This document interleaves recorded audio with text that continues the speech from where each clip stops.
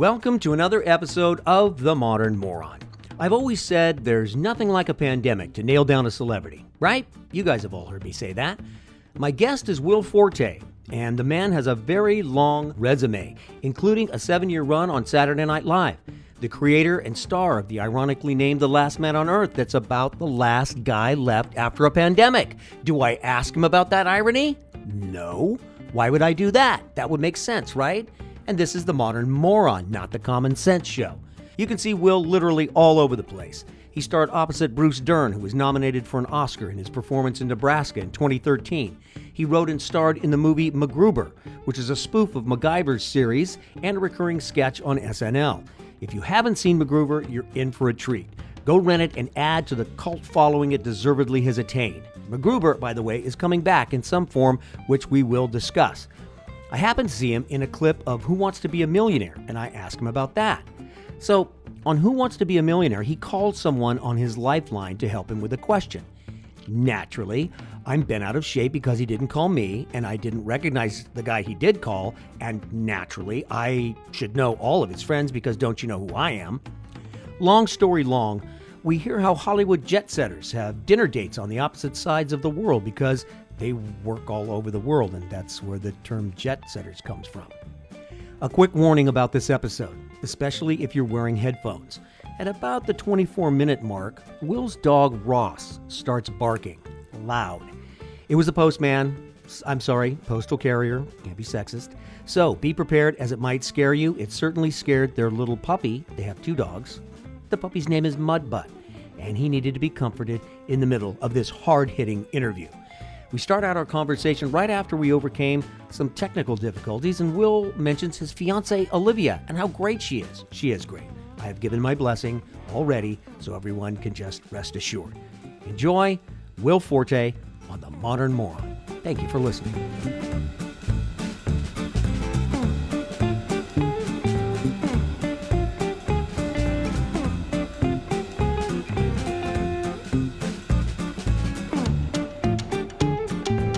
If you were down here at my computer, you could have gotten it done in about 30 seconds. If Olivia was here, she could have gotten it done in probably 10 seconds. She's a computer whiz. She's a wizard, and a great cook. Oh my God! Really? I'm so lucky. She's such a good cook. She's just the super coolest and super badass.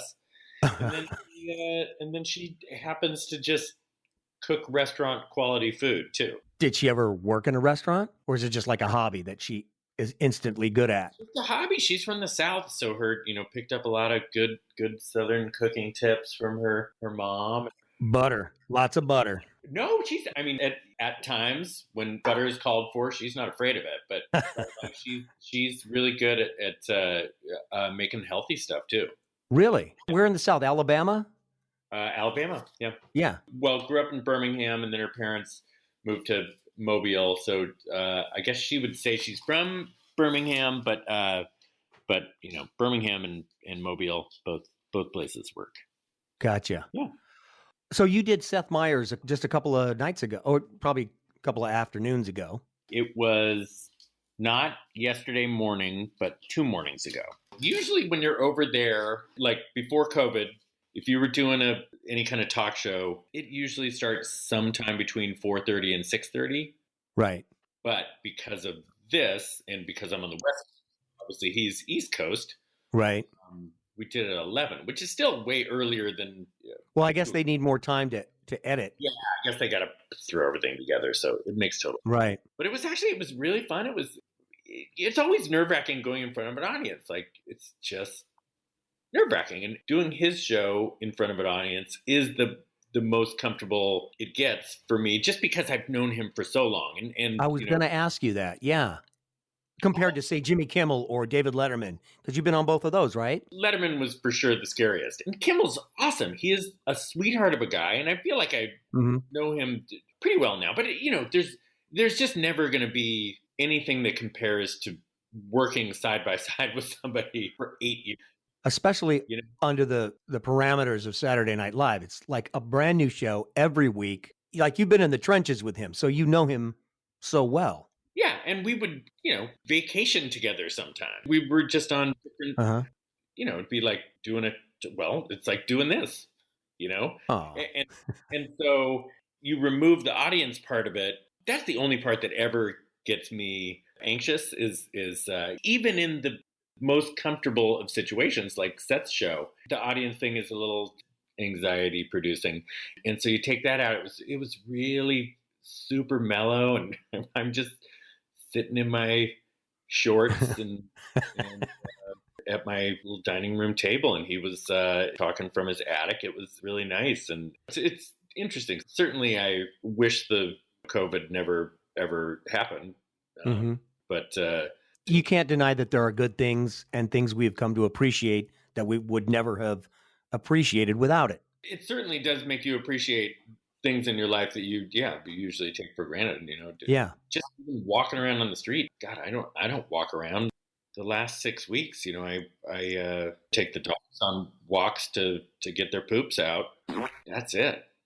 And no grocery store visits? You're having groceries delivered? For the most part, but there have been a couple of grocery store visits, but I have not done a lot of those. Right. Olivia has done some. And I was quarantining with Dave and his wife. They were with you guys? Yes. Oh, yeah. Cool. But they have since left and gone back to LA? They had to go home for something. So we went up there before the quarantine was put in place, or, before the stay-at-home shelter right. home. Mm-hmm.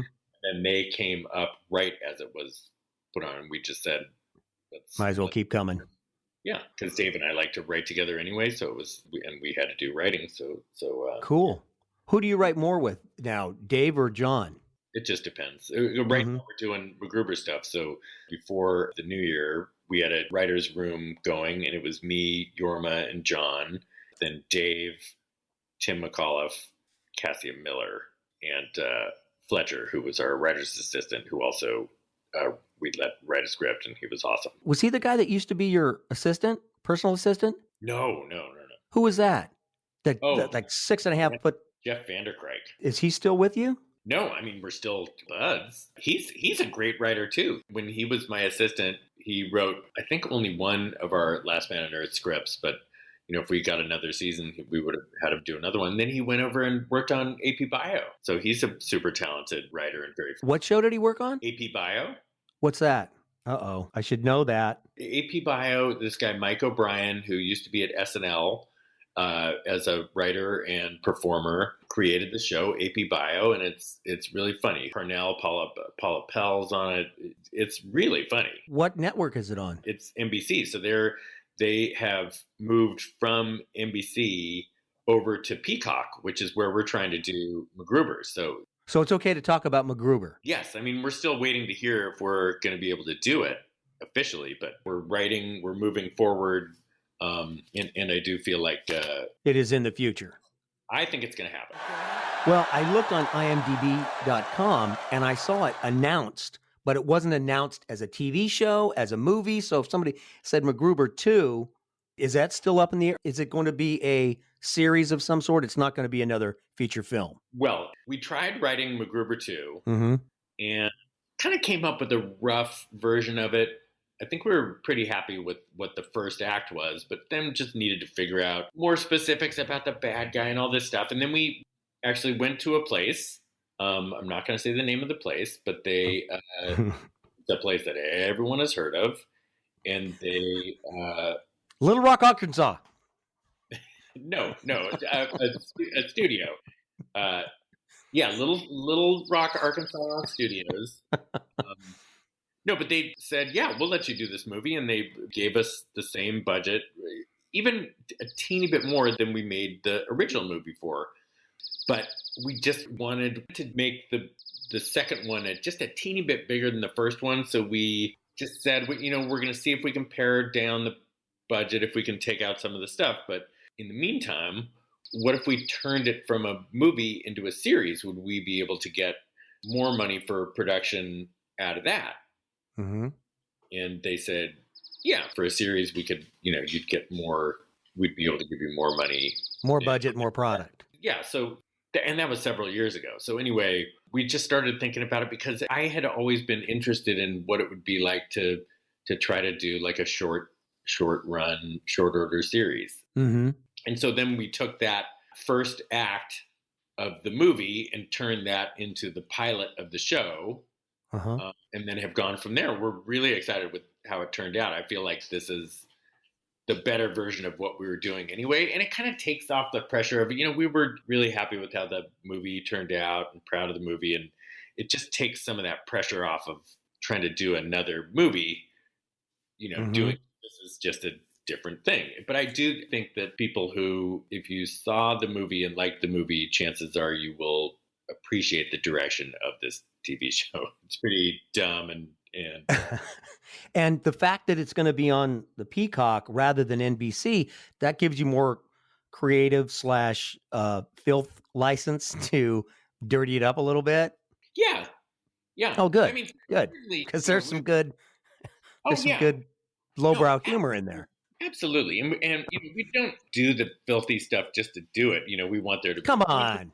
We want it to be, we police ourselves with that. So believe it or not. Good for you. So you raise the bar on the lowbrow. We have fun and say how filthy it is, but your filth has to have integrity or you won't do it. It's an art piece. It's an art. Yes, exactly. Fart art. Fart art is that's the new yacht rock. Well, we just say fart. Oh, see there? Changes it right there. Fart. It should be A-R-T. Fart. Art.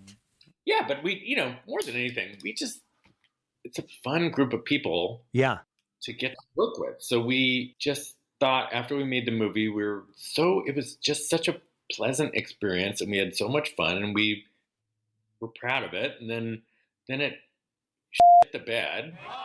What do you mean it shit the bed? At the box office. At the box office?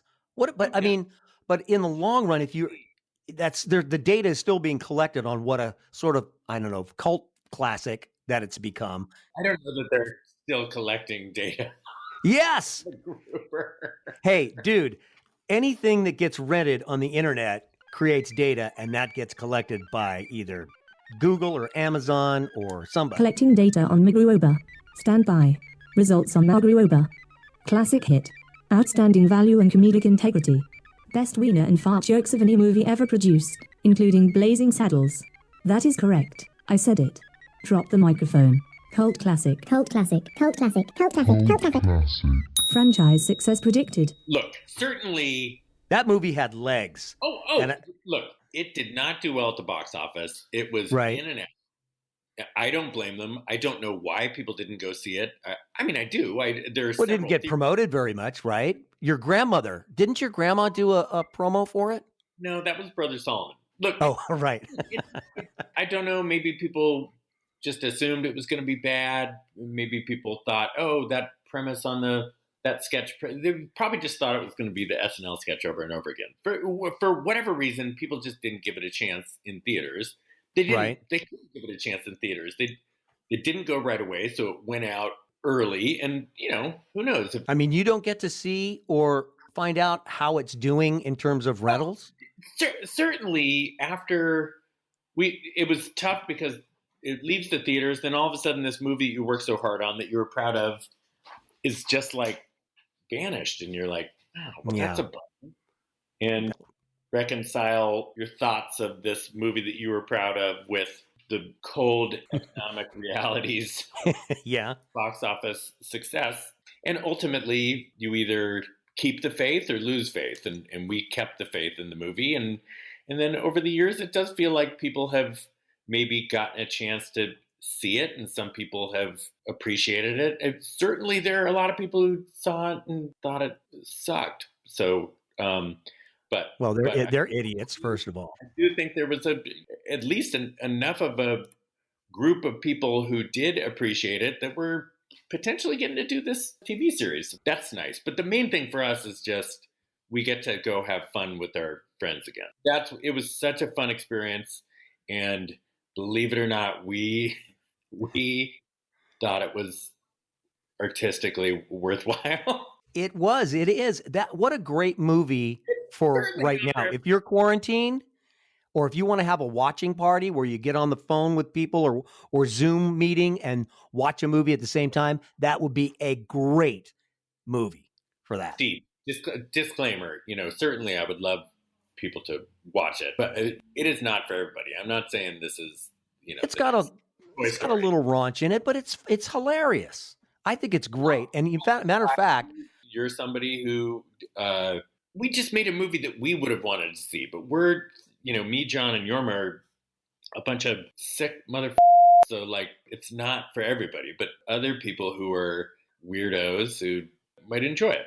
And I think there's plenty. You know who I was talking to last week that you'll remember was Christine Letterman. Remember Christine? No, of course I haven't talked to her or seen her in years and years. How's she doing? She's doing good. She's in Colorado and she's still doing stand-up. She was so funny. That movie came up and we talked about how funny it was and what a great movie it would make to watch during this time. And then I was talking to another friend of mine who just got finished watching Team America. Remember Team America with Trey? Trey Parker and Matt Stone, right? I mean, if you like Team America, there's no way you would not like Watch Team America MacGruber.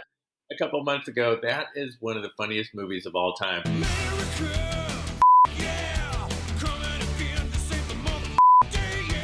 And so is MacGruber. Oh my God, it felt like there were so many things in there that I'm like, oh my God, we should pay these guys I think we were all, but oh my God, that movie is just one of the funniest movies of all time. Yes, agreed. And so is MacGruber. You're a humble person.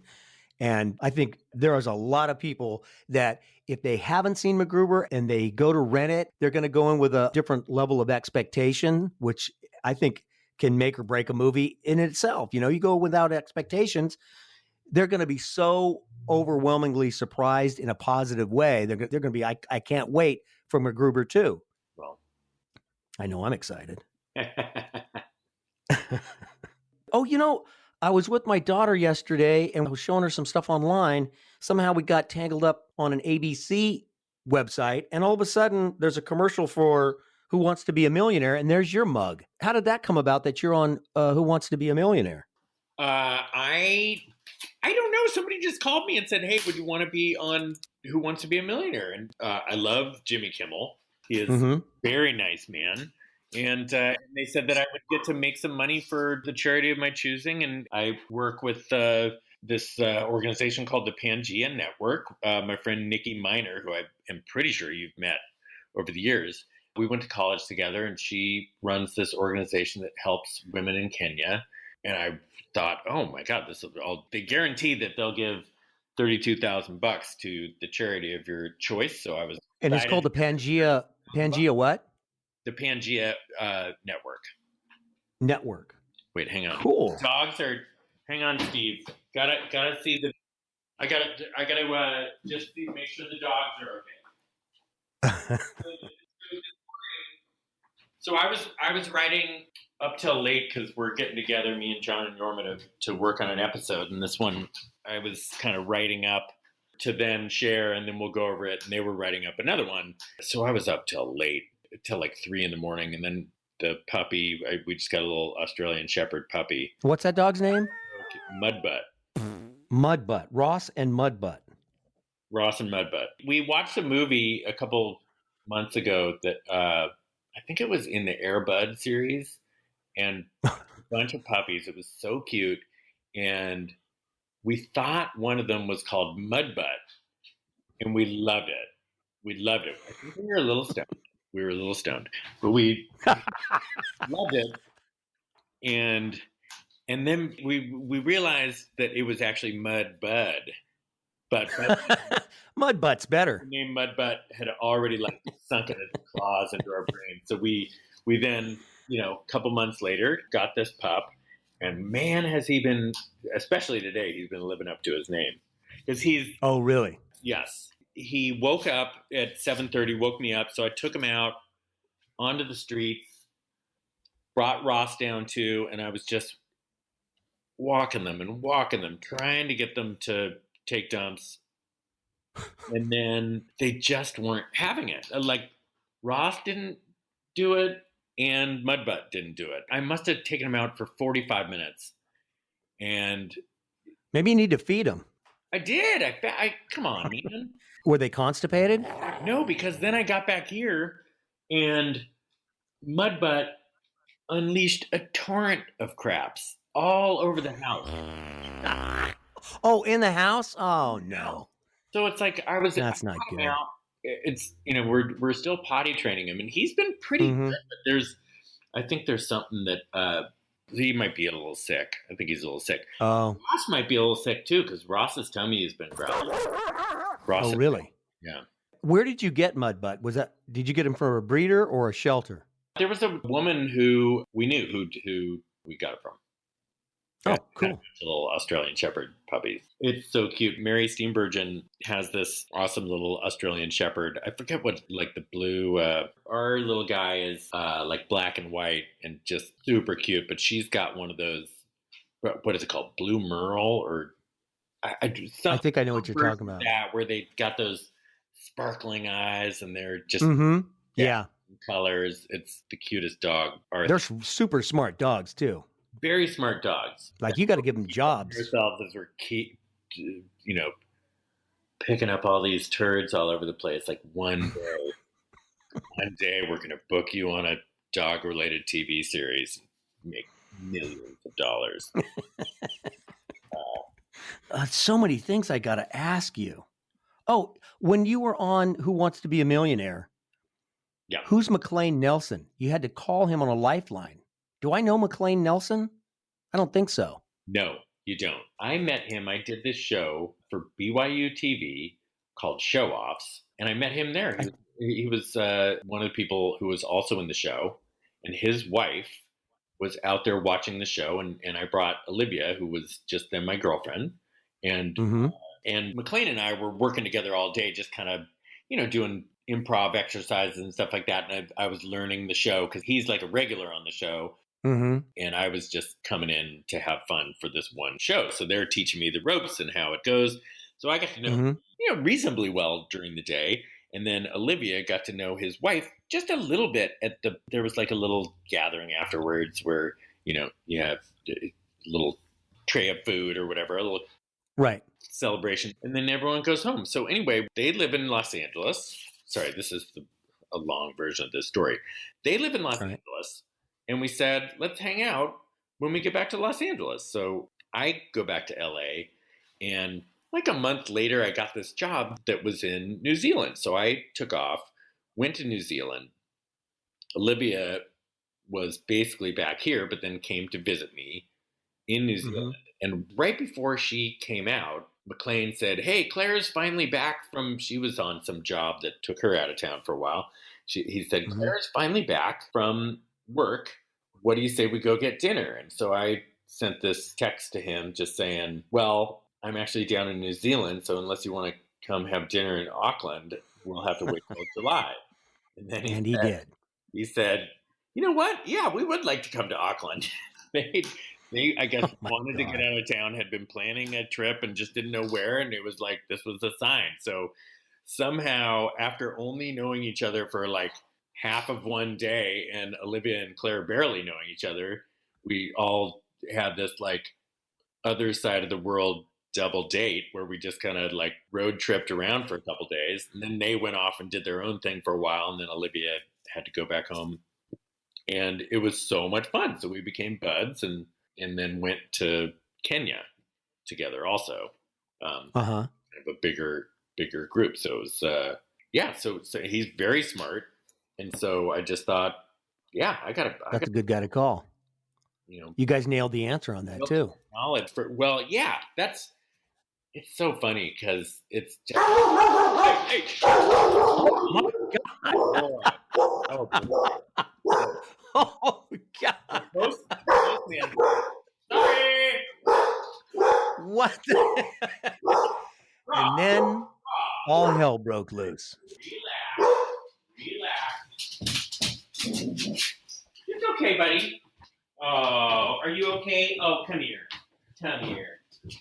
Oh, come here. Oh, That terrified Mudbutt. Mudbutt was Oh, it did? because that was the postman. Uh-huh. Ross just likes to get in their faces. He's the sweetest dog of all time, but he just loves to let Loves to go after the mailman. here. And Mudbutt, that scared him. Are you okay, bud? Are you okay, bud? Oh, How old is Mudbutt? He's about 12 weeks. Oh, man. Yeah, he's just a pup. Ross, what's your problem, bud? Ross is really getting territorial now. He thought now somebody walking a dog on the other side of the street. Are you okay, bud? Oh, I have a feeling Mudbutt's going to pee somewhere. Do you need to go? No, we got some pee-pee pads, so Okay. Oh, but that's the thing from earlier. We walk him out for 45 minutes. I'm walking him, and then he gets back in here, and it's just like a torrential downpour of puppy poos. And you're like, what? Why weren't you doing that outside? I don't get it. I provided him with a very comfortable walk for poops. I'm sorry that my brain is so disjointed. As I said, I didn't get a ton of sleep last night. And also But you're working on that show. Yeah. And also what? Recently quit nicotine gum, so that's part excuse as well. So you went back to smoking? No. That's good. Good for you. No. You know what surprises me a little bit? You get anxiety. You do get anxiety, but you would never know it. When you said performing in front of an audience, that creates far more anxiety for you than being in front of a camera. Is that accurate? Oh, yeah. You're pretty comfortable on a set. I mean, I'm a generally nervous person, I think. Yeah. Do you still check the stove every 4 or 5 times before you leave the house? Yes. I remember you did that every You would check the oven. Well, that's the thing. It's like I checked the oven. I have lived in the same place for 20 years. That's not true. 18 years. And the house? Yeah. Okay. I didn't know you'd lived there that long. God, that's a long time. For 18 years and probably used the stove 4 times. And yet the oven 4 times. You know, the right. stove, I would just always go out to eat. So right. Somehow I still just thought the stove would maybe magically turn on, or maybe I was a sleepwalker and had turned it on in the middle of the night. But whatever the thing, I religiously checked the stove, and I would rarely use it.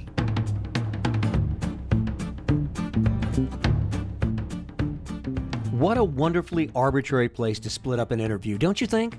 So for all you OCD folks out there, you see, you're not alone. This is where the Modern Moron chose to end part 1 of this episode. You would think I'd build in some kind of a cliffhanger, like we'll find out what Will's dog Ross was barking at on the next episode.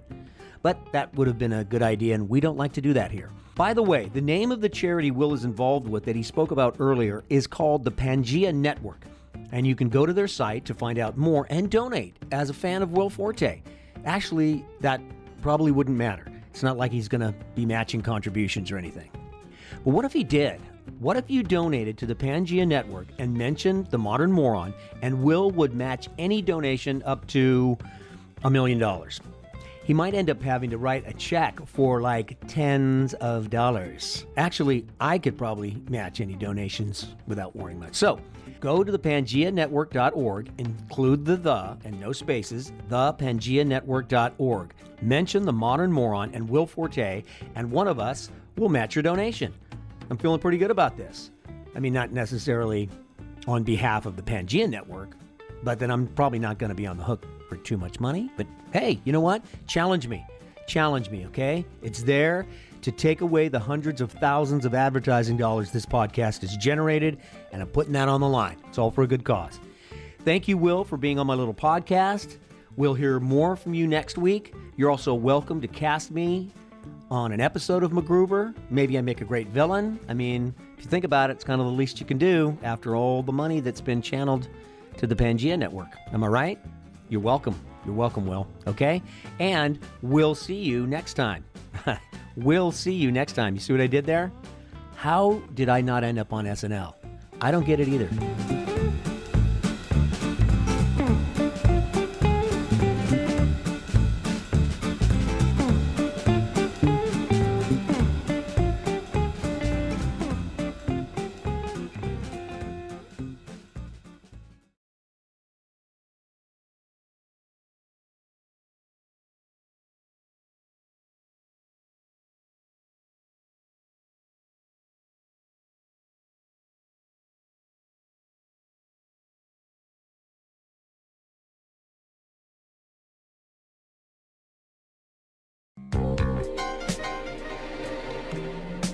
Hi, I'm Will Grello, and this is Self-Massage with Will. I used to get incredibly angry all the time before I taught myself this new method, and it really has a way of relaxing me. I had a father who did not allow me to touch myself, and not in a sexual way. No, just the most ordinary of touches. You know, if I had to make pup-pup in the toilet, I was not allowed to wipe. I would need to call my father and say, Dad, I've finished. May I please wipe? No! Don't put your finger in your asshole! That is your mother's domain! Dad, there's a layer of toilet paper between my finger and my asshole. Very thin membrane. Dad, please! No! Don't touch it! Dad, I'm just trying to get this out of my ass. You say, keep it in there. That's where it ought to be. And when you're done, I'll send your mother in with the rag. There's no way to live your life. Well, look at me now, Dad. I touch myself, I masturbate, and I wipe my butt almost every day with these guys. All right, let's start with a nose massage. You're going to want to get right up here. No! Don't touch it!